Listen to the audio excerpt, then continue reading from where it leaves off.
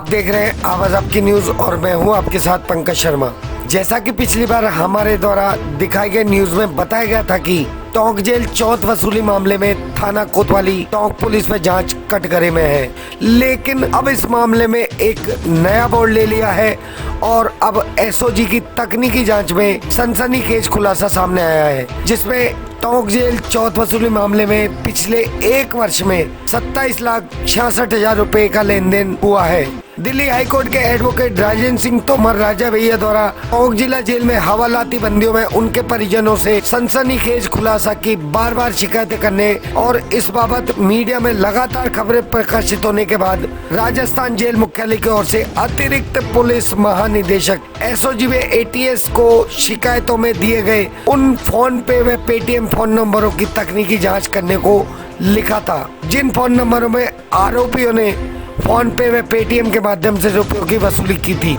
इस मामले पर एसओजी जयपुर द्वारा परिवादों में दिए गए सभी फोन नंबरों व उन फोन नंबरों के सिम धारकों व उपयोगकर्ताओं के बैंक खातों की तकनीकी जांच की तो सभी के होश उड़ाने वाली सनसनीखेज सच्चाई जांच रिपोर्ट में सामने आई है। रिपोर्ट के अनुसार मात्र जनवरी 2020 से दिसंबर 2020 के बीच ही दिए गए फोन नंबरों के खातों में लगभग 27,66,000 रुपयों का लेन देन हुआ पाया गया है। पिछले दिनों शिकायतकर्ता एडवोकेट राजेंद्र सिंह तोमर ने उनकी शिकायत पर जेल आईजी द्वारा दर्ज कराए मुकदमा संख्या 130/2021 में मुख्य न्यायिक मजिस्ट्रेट टोंक की कोर्ट में सीआरपीसी की धारा 210 के तहत आवेदन लगाकर इस मामले की जांच रिपोर्ट तलब की थी। जांच प्रगति रिपोर्ट में स्वयं वर्तमान थानाधिकारी कोतवाली टोंक ने एसओजी जयपुर की रिपोर्ट का हवाला देते हुए प्रगति जांच रिपोर्ट दायर कर बताया कि परिवादों में दिए गए फोन नंबर 9828445007 में 50 से 60,000 रुपये, सवरमल जाट के 8290625565 में 4,000 रुपये, शंकर पुत्र रामपाल के 9828065695 में 42,500 रुपये, वर्तिका अग्रवाल के 9282170580 में 53,500 रुपये, रविश कुमार पांडे के 8302052920 में 2,86,000 रुपये, शिवराज दुलिया के 9982065093 में 2,32,500 रुपये, लोकेश मीणा के 9950413019 में 4,20,000 रुपये, रामजीलाल प्रजापति के और सबसे अधिक राशि का लेन देन फोन नंबर 9214357137 में 16,68,000 रुपये कमलेश खंडेलवाल डेयरी वाले के खाते में हुआ पाया गया है,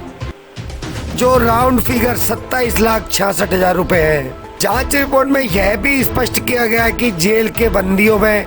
परिजनों से जेल के कैदी मेघराज जाट,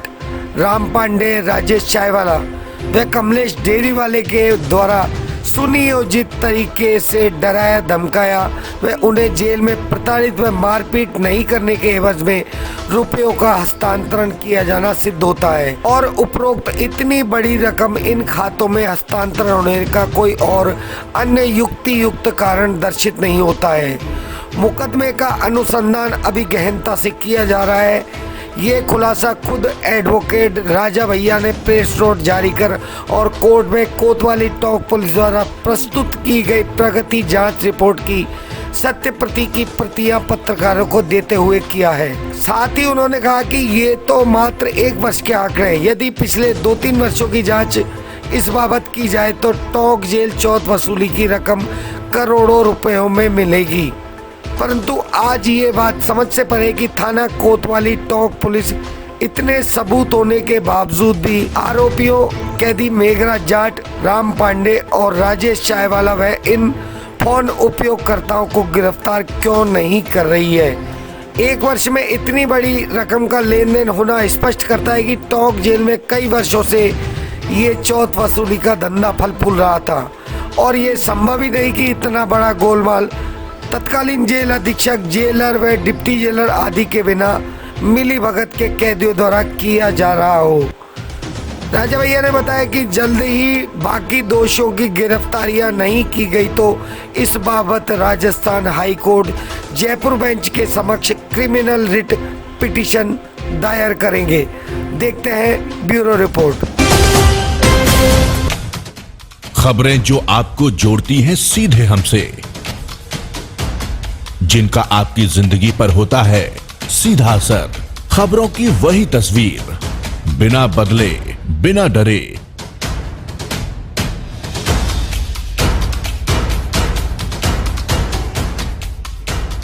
सच का जज्बा लिए